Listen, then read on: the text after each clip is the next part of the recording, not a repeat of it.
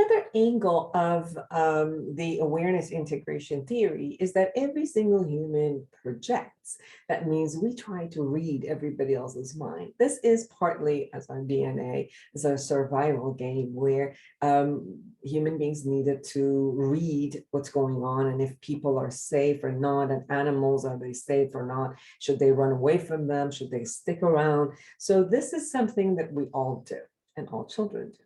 And this is also one of the aspects that happens in children traumatizing themselves and holding on to negative, creating and then holding on to negative beliefs. So how that works is that, for example, if a mother is not there immediately when the child wants, or one of you guys as a teacher is attending to another child, and then this child wants you and starts crying or trying to get your attention, and at that moment you're not able to give it, usually the children will make it about themselves, like, oh, you are not taking care of me, you don't like me, and if you don't like me, then I must be bad. And these are a lot of times how projections work into this way of belief system. So at every point of life, every child, every human being is making up an idea, a belief system about themselves and the world around them. And many times these will not only take the positive belief system, but also holds on to the negative. So one of the jobs that we have as parents and teachers, as we spend a lot of time with the children, is to also check out all of these type of projective belief systems that they create. So as we are teaching them at school, and when we see an emotional reaction that a child has, or they're acting out in a way, or even they're being the best kid and doing everything right because they're anxious that if they don't do everything right and they don't do perfect, that somebody's not going to love them, then you could see the tension that might get created. So it's important for you also to check to see what type of a belief system and projection the child is creating for themselves and support them through reality check. Would you like to give an example? Sure. For example, a 4-year-old child starts acting out and you don't know why they are acting out, especially if you're busy with another child teaching them something or attending to a need. And they start screaming or stomping their foot, and you ask them to calm down, what is going on.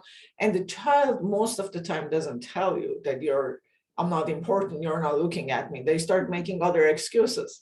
They're like, oh, I'm just angry because my friend is looking at me, or I'm angry because this table is blue, or something very irrelevant. So as teachers, it's our job to make sure that the child understands and listens to us. So explaining to them that I was attending to your friend, I didn't see what exactly happened, and I don't know why you're upset. So let's sit down and let's talk about it. You're very important to me, but I was helping your friend, and now I'm here for you, and I'm here to hear you and see how I can help you understand why you have these feelings. Why are you upset? What is making you upset? And the child will start opening up little by little. Is it because I was with your friend? Is that the reason you're upset? Anything else happened in the classroom that was unpleasant for you?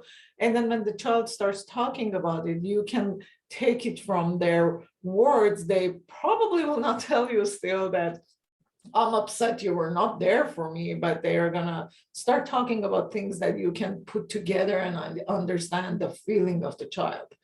And then you can start telling them that everybody is very important, your feelings are very valid, they are very important. We have to be very careful not to make their feelings wrong.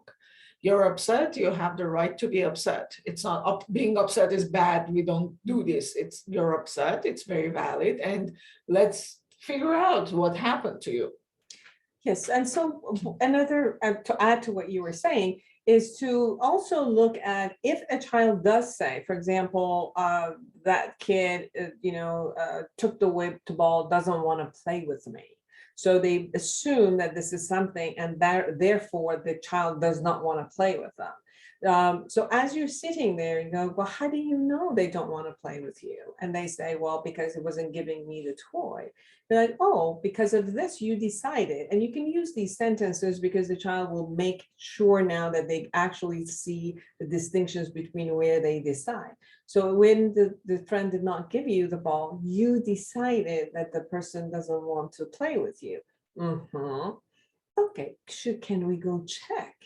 Let's go check and why the kid did not give it to you. And we might go and check with the child, and the child might say, actually, I didn't want to play with him. So it is accurate. Their projection is accurate. Then at that moment, then you help. I'm sorry that he didn't want to play with you. And how was that for you? And then the child will go through the emotions, because then they're being heard, they were being valued, they're like getting reassured that I wasn't crazy, I thought something and it actually happened. So then you say with a child that I'm sorry that that happened. I know you wanted to play. So now what would you like to do? And then if the child still says, I want to play with that toy, then we'll say, well, that's not available right now. What else can we do? So you teach the child alternative ways of handling not only their emotion, validating their emotion, containing their emotion, and now focusing on taking care of themselves to get what their intention is, maybe in another way. Or to say, for example, if the other child doesn't want it, it's not about you, because children we all tend to make things about us. It's not about you. If you're a great kid, you're wonderful, he might just not need to play with you at this time.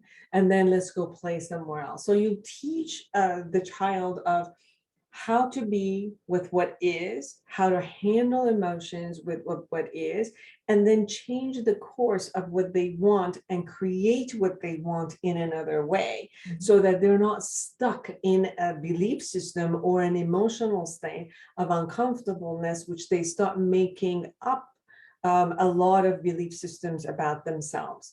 So that is how the projection sometimes works, where they get to see that they're thinking and guessing. So you want to teach them reality check. So first, the reality check is go to the other person. Or have you checked with the person? No. Would you like me to support you to go forward? They're shy, so you want to create a courageousness and teach them and role model in how you can be courageous and go and face something. So then you take them to that edge. Or they say something about you, but you weren't paying attention to me, and you're like, well, you're right. So they get reassured. Or I was paying attention to you. I'm sorry that you thought I wasn't. So then you're letting them know that their projection was not appropriate and it wasn't the truth. And then saying, but maybe I didn't give you what you want. What is it you want so I can give it to you, or I can attempt to give it to you if I can. So promoting for the child, not only to see what it is they want and they desire, how to put it into words in a request way instead of a complaining way, so they can put it in a request way, and they can go to the world, whether it's their siblings, or whether it's their other children at the school, or their teacher, or even their parent, or anybody in the society, and they can figure out, this is what I want. This is how I formulate the sentences. So you're teaching them straight communication, and they go in and ask for it. Sometimes they're going to get a yes, and sometimes they're going to get a no. And when they get a no, how to handle their emotions, their disappointment. We all get disappointment. We want something and we don't get it. How to handle their disappointment, come back and look at what is it that I want, and then how to communicate it and how to go about and getting it again. Exactly. And then if, for example, in the example that you used, the child doesn't want to play with this person, but the other student wants the ball and it's not available, the best way to handle it is, first of all, you don't give it to them just because they want it. And as you said, the other child is still playing with it, or the other student is still playing with it. We can take turns. We can wait for it. Or we can go and find another toy. So they understand that whether their projection is correct or not, there are consequences that are not always what they want at the moment, but they can get it later on if they are a little bit patient. So we are also teaching them how to handle the upset or the sadness or whatever the emotion is that comes with the projection for a little bit longer, because children don't have that patience to wait. We're also teaching them how to be patient and wait and put themselves in the other students' shoes. So you can tell them, you're playing with whatever they are playing with. How would you feel if your friend wanted it right now from you? So bring it back to them to understand that the other person has emotions and feelings and wants and needs too. And we have to honor them. If I'm not taking it from you right now, they're not going to take it from your friend right now either, because we want to help them also not be upset. We don't want to upset your friend. So let's wait a little bit. We will take our turn. When 5 minutes, 10 minutes later, when it is your turn, then you can play with it. This way you get what you want. We attend to your emotions. We also attend to your friend's emotions.